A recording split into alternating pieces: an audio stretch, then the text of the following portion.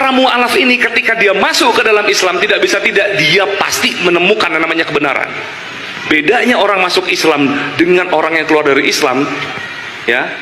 Kalau orang yang masuk Islam itu pasti dia menggunakan ini alasannya. Tidak bisa tidak. Ya.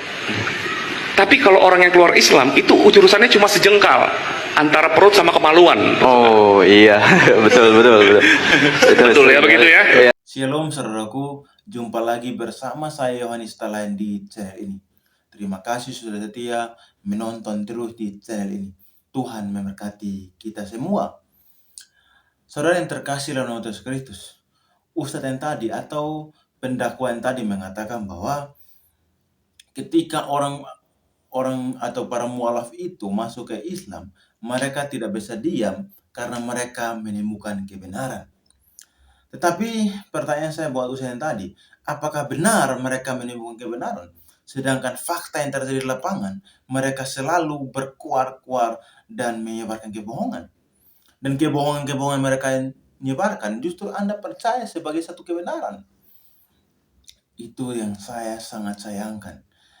Para mualaf itu tidak mengerti tentang Islam sama sekali, tetapi dipercayakan untuk berdakwah di masjid dan di tempat-tempat yang berbau ibadah.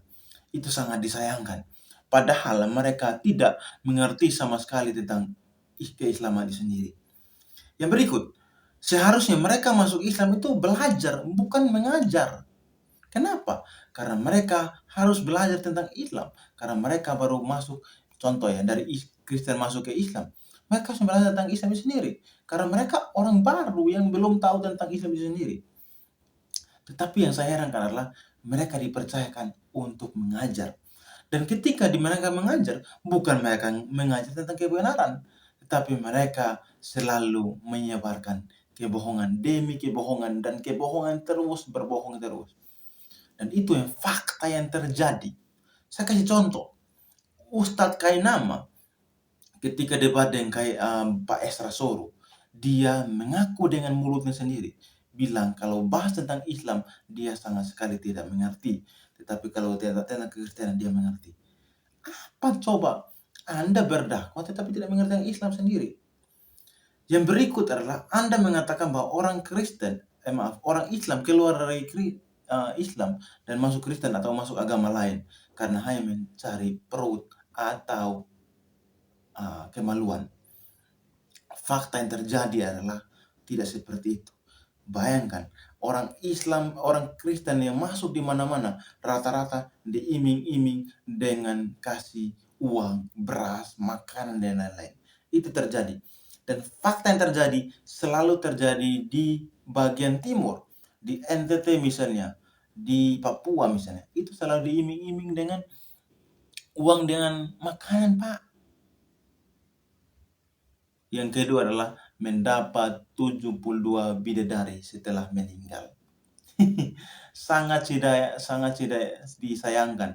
Orang Islam selalu menyebarkan kebohongan. Dan sayangkan, orang-orang pintar yang mungkin gelar doktor, mungkin polisi, tentara, selalu percaya mereka yang para mualaf ini.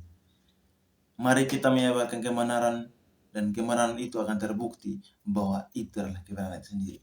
Shalom, Tuhan memberkati kita semua. Salam sehat. Para mu'alaf ini ketika dia masuk ke dalam Islam, tidak bisa tidak, dia pasti menemukan yang namanya kebenaran. Bedanya orang masuk Islam dengan orang yang keluar dari Islam, ya. Kalau orang yang masuk Islam itu pasti dia menggunakan ini alasannya. Tidak bisa tidak. Ya. Tapi kalau orang yang keluar Islam itu urusannya cuma sejengkal antara perut sama kemaluan. Oh iya, betul. Betul ya, begitu ya. Thank you for the happiest year of my life.